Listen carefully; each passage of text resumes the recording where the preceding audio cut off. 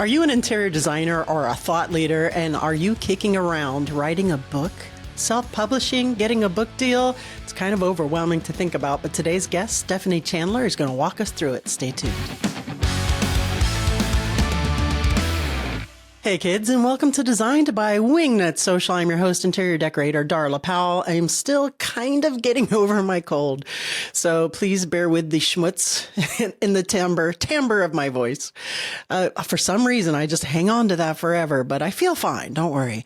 Except that yesterday I discovered that there is such a thing as ground wasps. That is an actual thing because I was mowing my yard and got bum rushed by 3 of them. I'm telling you, I got bit no less than 3 times, maybe even 4. One directly on my, which is hilarious, and I thought, oh, that's a one-off, right? And I kept mowing the yard, but the nest was actually in the literal ground. I walked over them again and they swarmed my ankles. So I'm sitting here right now with very itchy ankles and a wasp sting on my. So there you go. I hope that gave you a giggle. It was terrifying at the time, but it's hilarious now. I don't know how to deal with the ground wasps. So will I ever mow my yard again? No, I'll be the house on the street that has that never cuts their grass because PTSD now. Today's show is really interesting. So if you're out there and you're thinking about writing a book, or maybe you're an interior designer who has their sights on a Rizzoli coffee table book, our guest today, Stephanie Chandler, has some really interesting insights and some information that I'm sure I didn't know, and maybe you don't know either, about what that looks like. Is it worth it? What are those big book companies paying authors? Are we making any money on it? Why do we even want to write a book? What's in it for us? And how do we do it? I'm sure you've heard, like I have, and seen, maybe follow business coaches or interior designers that have self-published their own books, and you're seeing their books on Amazon or on Audible. And how the hell do they do that? Where are they getting their guidance? Well, Stephanie's going to help us out with that. And she does fire off a lot of resources just off the top of her head, but don't worry. If you head on over to wingnutsocial.com and check out the show notes for those episodes, we'll have the links to those resources there for you. But of course, before I get into my chat with Stephanie, let me tell you a little bit about her. Stephanie Chandler is the author of several books, including the Nonfiction Book Publishing Plan, and she is the CEO of the Nonfiction Authors Association, a vibrant community for writers, and the Nonfiction Writers Conference, a live event conducted entirely online since 2010. A frequent speaker at business events and on the radio, a woman after my own heart, she has been featured in Entrepreneur, BusinessWeek, The Writer, Writer's Digest, and Wired magazine. Super smart woman. If you're thinking of writing a book, go check her out. Wingnuts, help me in welcoming Stephanie Chandler to the show. Hey there, Stephanie Chandler. Welcome to the show. How the hell are you? Darla, I'm doing great. So fun to be with you today. My pleasure to have you on the show today in a selfish kind of way. We were just talking about that in the green room because you're going to help us write a book. I hope so. I want every one of you listening to do this. It's going to be a game changer. Yeah, for those of you who are listening who have been kicking around, hey, maybe I should do a book for my interior design firm, or maybe you're a thought leader or an interior design business coach, and you're thinking of kicking around writing a book, and we're going to pick Stephanie's brain today. Stephanie, are you game for that? Always. All right. So let's dig in. So our audience is mostly architects and interior designers, solopreneurs, smaller firms. And if we have a principal out there or an owner of a interior design marketing agency that's thinking of writing a book, where do we start? You start by coming up with your topic, and really, I think the most important thing is you think about your target audience. So who are you writing it for? What do they care about? And how can you either inspire them or make their lives better in some way? Yeah, right. Exactly. How are you going to help that reader? What is it in it for the reader? What is the value proposition of the book, right? How hard is it to come up with? I mean, it sounds very simple. Let's come up with a topic. What is the value proposition? But what is the process for actually determining what that could even be? Are we doing audience research? What are we looking at? I think a lot of it comes from your experience in your field, right? So I always think about what questions am I commonly asked by my audience? What am I, repeating over and over again? That's a sign that your audience wants those answers. Maybe in your listeners, it's what's your design aesthetic? What is it? How are you going to, design my kitchen or my home or whatever it is? So you really want to be focused on that audience, paying attention. If you need to do surveys, that's one great way to go. But I think a lot of times we can dig into our experience with our audience and figure that out. So that's a really interesting topic, I think, for an interior designer. So a lot of interior designers are very familiar with the coffee table book, with the beautiful work and the aesthetic, but like a process kind of topic. And this is how we do it from A to Z, like a remodel of a certain space. That's super, super interesting. So let's dive into that a little bit. So if you're an interior designer and you want to do something that is, here's a showcase of my work, here's some beautiful rooms, and here's our beautiful aesthetic, how do we even start to go about doing that and getting someone to publish the book? Are we publishing it ourselves? Let's say we have the title, Darla Powell Interiors, Beautiful Spaces, or whatever. Yeah.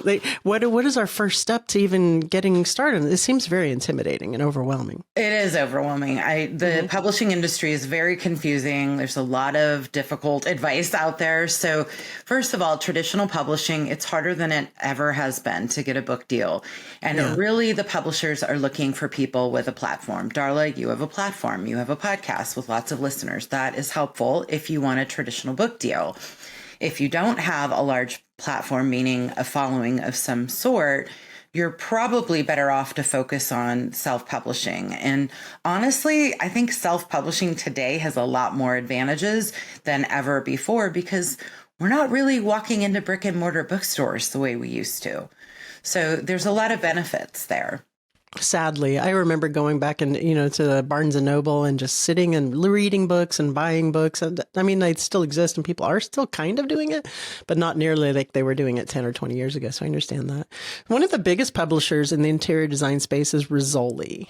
They publish a lot of coffee table books and stuff. Is this something like, if you're not going to self-publish, could you just send them an email and say, hey, I'm Susan McNuggets, interior designer in Miami, Florida, and here's my work. Is there any interest, or just give up on that and look at the self-publishing route? Almost every publisher has submission guidelines, especially a niche publisher like that. So I would start on their website. Now, let's say the big five don't have submission guidelines. You can't send a proposal to Random House. You need an agent, a literary agent to do that. But smaller and mid-sized niche publishers, absolutely 9 times out of 10 have submission guidelines on their website. They're going to want a proposal. That means that you've got a marketing plan, a target audience, and what your goal is. How many images do you have? All those details would go into that proposal. Okay. So if you are maybe a more established interior designer and you do have the following, like you said, you already have a built-in audience, you have a following, maybe you have 100,000 people on Instagram or what have you, that is a course of action that you might recommend taking with the publisher versus the self-publishing. Where do you draw the line? Well, I mean, I think that it's not a bad exercise to put together a book proposal and go through the process of pitching. You can always say no if you get an offer, right? And the downsides of traditional publishing, they pay the authors very little. So even though you might get a book advance, maybe they pay you $10,000, which is a pretty decent advance these days. You won't see another dime until you earn that back in book sales. And they pay on an average of $1 a book to the authors. Wow. And they're also making money on authors. So especially in a full color book, they're expensive to print, they're expensive to sell. So let's say they price your book at $40. They're probably going to sell it to you for $20. Where if you self-publish, you can buy your copies for maybe $7 or $8. So they're making money off the authors too. And it often takes them about a year to get a book to market. So it's a slow process. And that's where self-publishing, with traditional publishing, you also lose complete control of your content. And I don't know about you, Darla, I am type A. I want full control of my content. And so to me, I'm traditionally published several books. And one publisher called me up at the last minute and said, we want you to remove a chapter. We don't care which one. We need to cut costs. I mean, what writer wants to hear that? I've had book titles changed, cover designs I didn't like, So you really give up the control when you accept a traditional book deal. And the other myth around traditional publishing is that they're going to do all this marketing, and that is rarely true. Now, maybe a smaller niche publisher that specializes in design might put some more effort into it, but most publishers invest their marketing dollars in their sure things, and they leave it up to the authors to build their audience. Is there any advantage with getting a book deal versus self-publishing then, if you, as a small business owner? Yeah, I mean, maybe you get seen in bookstores, but again, we believe today somewhere around 70% of all books are being sold on Amazon. It's on Amazon, right? That's what I was going to say. I see less and less advantages to traditional publishing personally. It makes me wonder what the future is of traditional publishing, or if it's just going to be for those unicorns, those big, superstars and that are still going with that and working out their own deals with them. And even the superstars are leaving, by the way. They're deciding, Really? Wait, I don't want to give up all this control. I'd rather come back and do it myself. I'm doing all the heavy lifting anyway with the marketing. Wow. So what are our options for self-publishing? You mentioned Amazon before. So, I mean, what are we doing for self-publishing and getting in that marketplace? Yeah, I mean, it's in a lot of ways easier than it ever has been to self-publish. There's a lot of services provided. True self-publishing means that you go hire several editors. We all go through multiple rounds of editing. You would obviously hire a photographer, gets good photography going. And then you would hire the book designer and the cover designer and maybe an ebook formatter. It's a lot of work. I'm not going to lie. It is a lot of work. You have to register ISBNs. These are standard book numbers that have to be on every single book that is published. And then you have to go find your printer and set up distribution. So true self-publishing is a lot of work. What a lot of authors, especially business professionals, are doing today are hiring hybrid self-publishing firms. And you're still making the upfront investment you would be making anyway. You might pay a little bit more, but they do all the heavy lifting and produce a really great professional result. So what does that look like? So if you have a hybrid self-publishing producer that's helping walk you through this, how much of the heavy lifting are they doing, and what does that look like? They should be doing most of it. So they should be providing the editors. They should be providing the design services, the professional cover design, handling all those back-end details, creating the barcode, setting up distribution. So really, your role as the author is to approve things, give your input on design. It's your project. You're paying for this service. So they are doing all that heavy lifting and taking 90% of that off the author. Except for the writing part, I'm assuming. Well, you're going to hire a ghostwriter, certainly. Wow. So theoretically, you could just not do anything if you had time or money, right? Where do you want to put your investment, right? Right. If you have the budget, you can 100% outsource the whole thing. That's crazy. That is crazy. Okay, so let's say we don't want to outsource the whole thing. We have our intellectual property. We're writing the book. It's our projects, of course.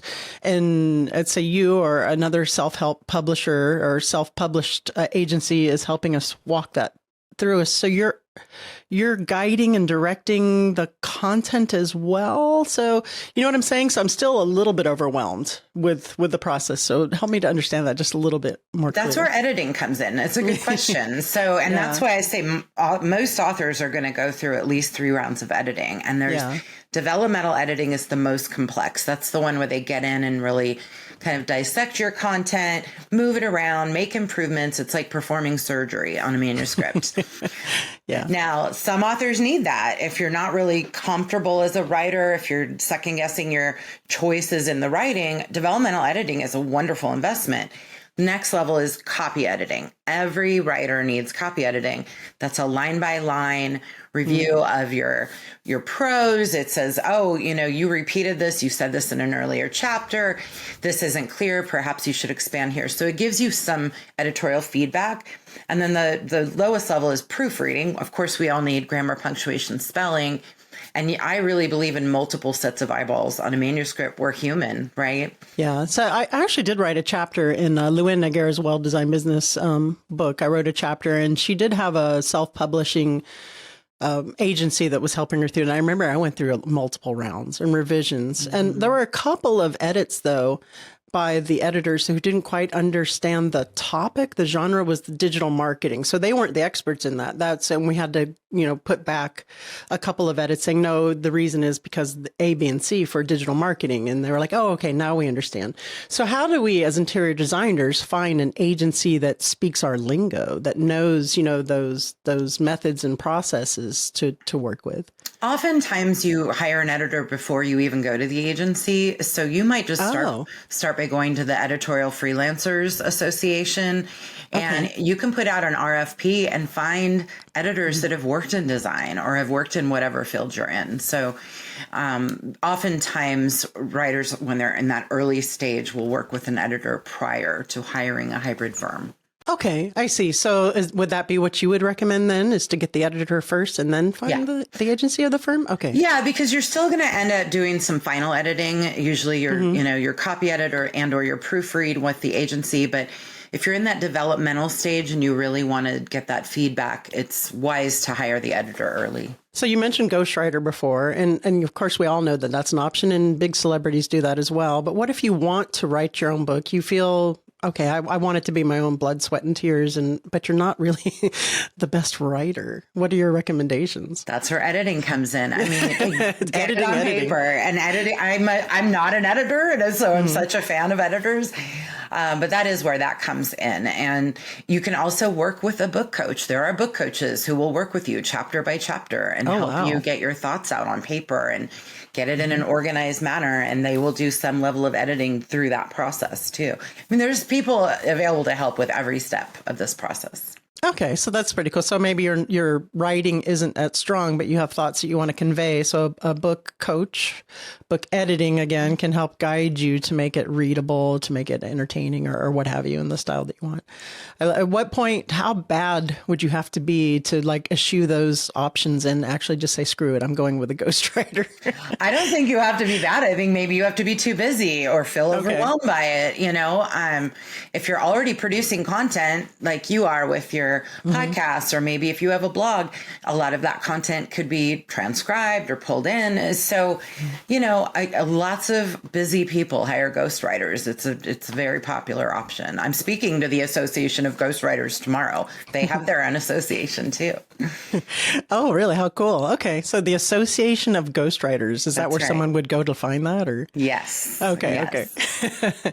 Do you, what about the coaching piece? If you want to write it yourself, where does one go to look for that? So I would say we have recommended resources on Nonfiction Authors Association.com, and we actually have certifications that we've created for publishing, marketing, and publicity. And we have people who have been through training for that as well. Okay, cool. So, and that was Nonfiction Author Association.com. Authors Association. Plural. Yeah. Nonfiction Authors Association.com. My progressives don't see sideways. Is it so well? Okay, so let's talk again. Let's go back and talk about the Amazon piece. I have a lot of business coaches and guests who've been on the show who have done their own books, and I see them on Amazon, and they're on Audible even. They're recording their books for Audible. What does that process look like once you have the book and getting it listed on Amazon? And then I'll ask you about the Audible piece. I'm not sure if that's something you're an expert in as well. Yeah, it's a separate topic, but yeah. So Amazon does have a self-publishing arm called KDP, Kindle Direct Publishing. Okay. They're not great with color printing. So I'll just say that out of the gate. And I will say color printing is expensive.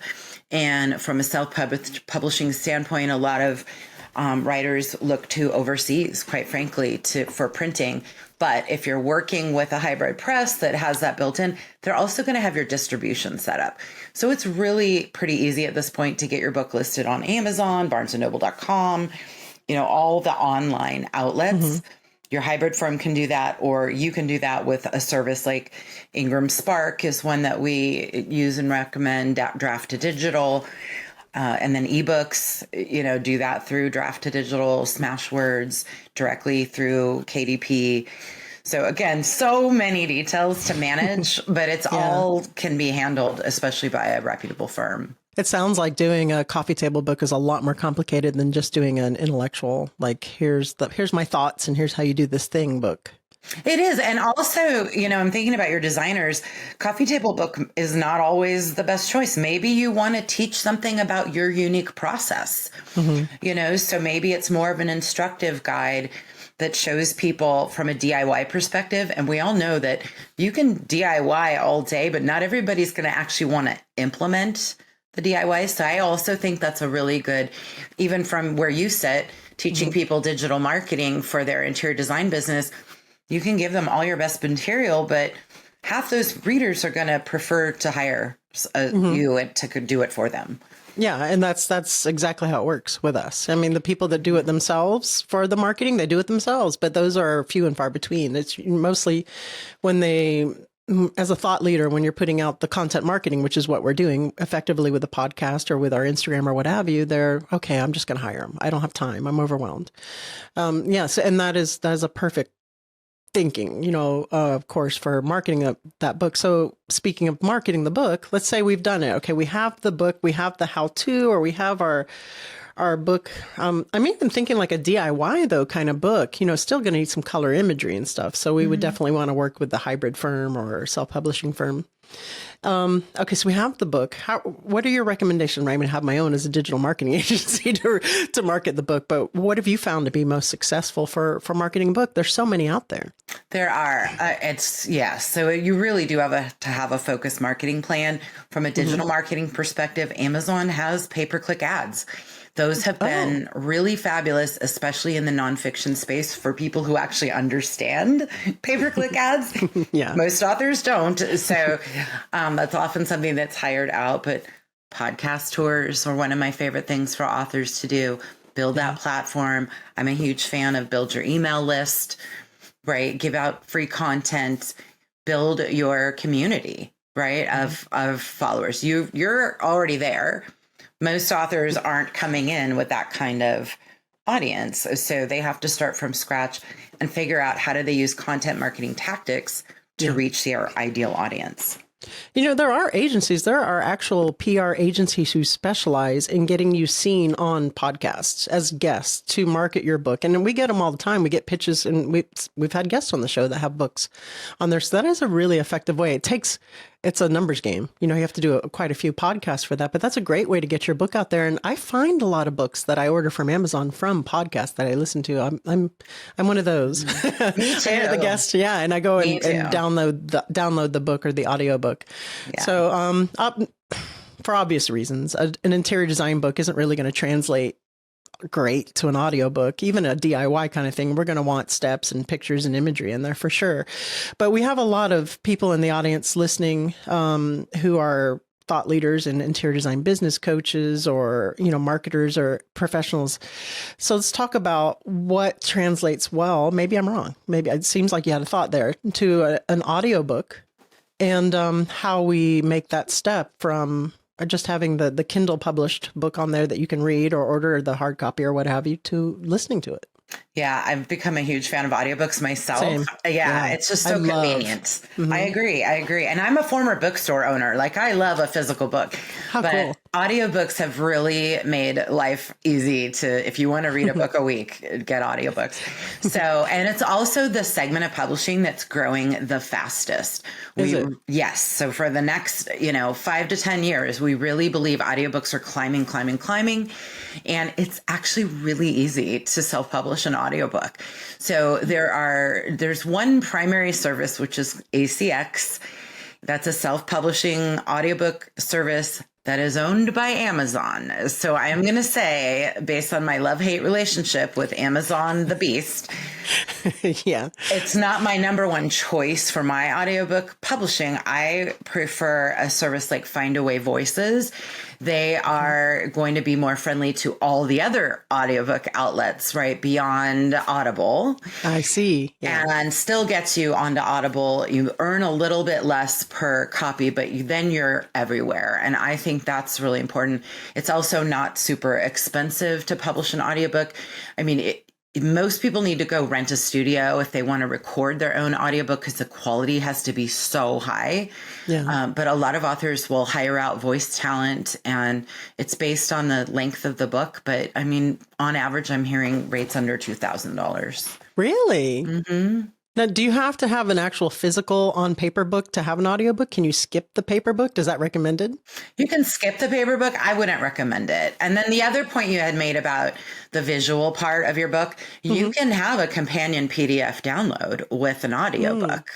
Right. So that's kind of how you make up for that. Or you invite people to your website, capture their email address, give them access to maybe some checklists or things like that, which I love to do as a bonus anyway, as a nonfiction writer. Yeah, that's actually brilliant. And thank you for mentioning that. So that is something for sure that you could do. I forgot that. I mean, I don't really, sometimes I'll listen to audiobooks and I just kind of imagine it and don't bother with the PDF because I don't like to read, but I will. I have seen those and I have downloaded for something. So that's a good point. I really love the idea of taking them to your website to navigate through that. That's a brilliant idea. Very, very well done.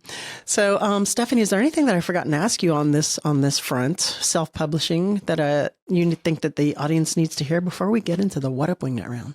I just wanted to mention on the book writing process, because I think that is also really intimidating. I'm a fan of storyboard method, and I imagine in design, this is common, right? So when I write a new book, I sit down with a stack of index cards. I get every minute topic down on an individual card, and I will literally lay it on the floor of my living room. And then I will start to move them around and put them in order. And that slowly starts to take shape as the chapters. It becomes the outline. And I'm very visual. So for me, I want to see, okay, this chapter has way too much. I need to split it into two. This one's light. I need to add more here. So it creates a really visual representation that you can then turn into your outline. And outlines change. It's not set in stone, but it's a starting point. And the other point I wanted to make about the writing, if we're not talking about a full image book, but let's say it's a book of how-to, a text-based book, you might aim for a 50,000 word manuscript. That would be pretty standard. Now, 1,000 words is 3 type pages. So if you sat down and wrote 3 pages a day for 50 days, you'd have a manuscript. You'd have a book. Wow. Is that really the average, 50,000 words? Today, it's around the average. It used to be much higher, but thank you, Seth Godin. We like shorter books now. So. Oh, I did. There was one question I forgot to ask you. I'll ask myself this. What kind of investment are we looking at in creating a book? Let's just say it is a how-to, or here's how to market your interior design firm and digital.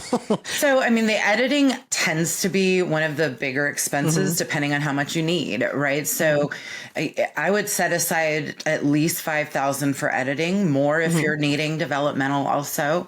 And then as far as hiring a hybrid press, you can find rates from 10 grand to 50, quite frankly. So you really need to do your homework. That's where we come in. We can help with that. But, and then what level of service you want. And then the printing of full color definitely adds to the cost. So if you're going full cover coffee table style book, that's going to add up. If you're doing more of a how-to, maybe with some color images inserted, the print cost goes down. It's just how that works. I would like to say that we're not going to be millionaires more than likely from these books. So we have to think about, right? And correct me, I'd like to hear your thoughts. Correct me if you think I'm wrong. But using these books as a vehicle to help establish you as a thought leader, to help lead them to your website, or to help, develop other services, or if you want to be a speaker, that kind of thing. Or am I wrong? Are we going to become millionaires from self? I wish I was on my retired island right now. No, there's very little money to be made in publishing, unless you're lucky and or you're James Clear and you hit the publishing jackpot, right? So don't set that as your expectation, but use it as a lead generator. It's a credibility builder, like you said, for speaking, media interviews. You know, when you put author into your title, you're an instant authority. It starts with the word author. Right. So being an author is a game changer in your business. It's a client attractor. It's just so many benefits for business professionals. Technically, I guess I am an author since I wrote a chapter for a book, but I haven't been using it because I was like, it wasn't really my book. I guess I could use author. Very good tips.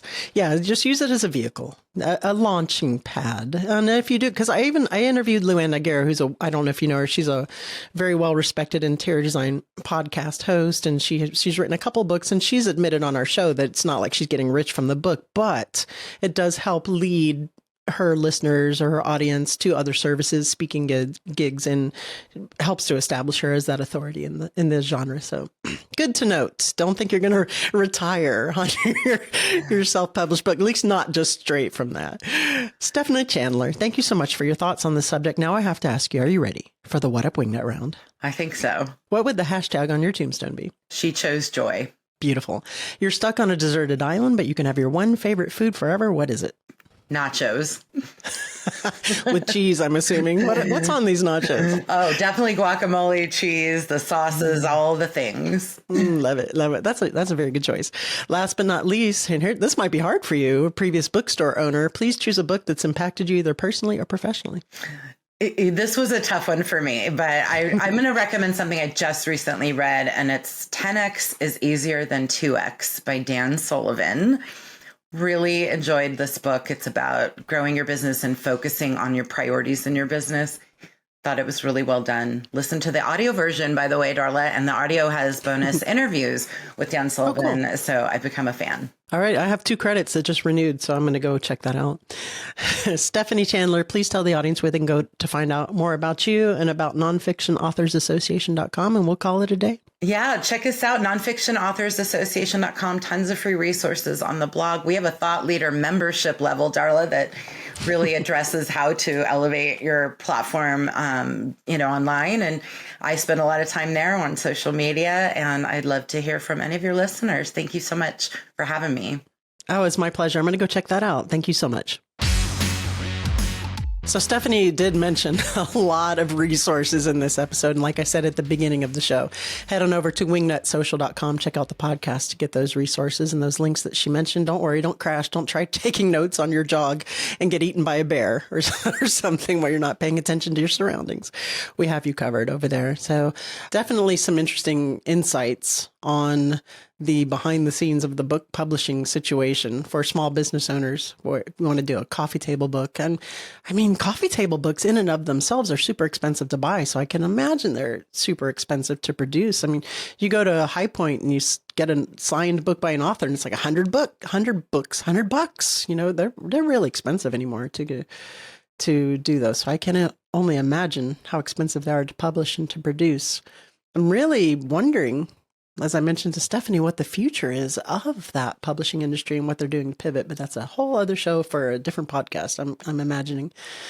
So if you're out there and you're thinking of putting together a book, maybe it is the DIY, which is I think that's a really good idea, short of doing a Here I Am, Kelly Wearstler coffee table kind of situation, right? Doing a DIY, or here's how to design a space, here's how to design a room. Check out those resources that she mentioned. And again, you can look in the show notes for that over at wingnutsocial.com.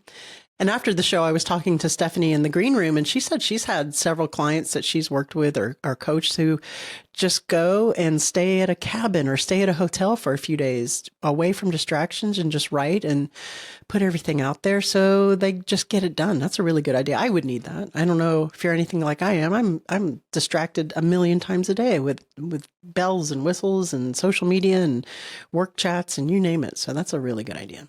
So if you're thinking about writing a book, I hope this episode has been somewhat helpful to you, and get out there and do it. It sounds like an investment though, but it sounds like it's worth it. But it sounds like it's worth it if you're not expecting to make $1 million from the sales of your book, right? You want to have another vehicle or another end game in mind that book's going to lead you or help you out with to launch you off. So just keep that in mind as well. Unless you're Kelly Wearstler. I'm sure she does really well with just her coffee table books. That's another story. And some of you out there might be getting to that point. And if you know Kelly Wearstler, tell her to come on the show. All right, guys, that's it for this episode. Remember to head on over to wingnutsocial.com if you need help with marketing your interior design firm on social media channels.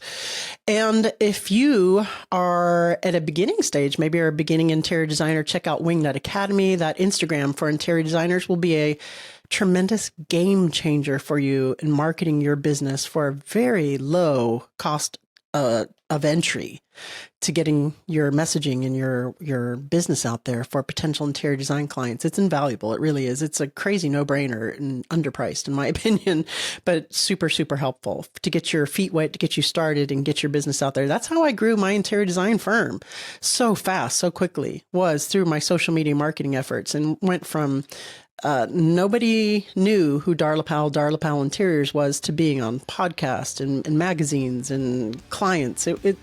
It's a crazy impactful vehicle if you do it and if you have the elbow grease and you do it right. So wingnutsocial.com, check out that course, Instagram for interior designers.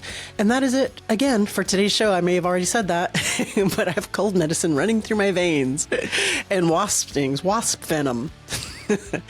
Guys, remember, until next time, to get out there, get uncomfortable, and be great.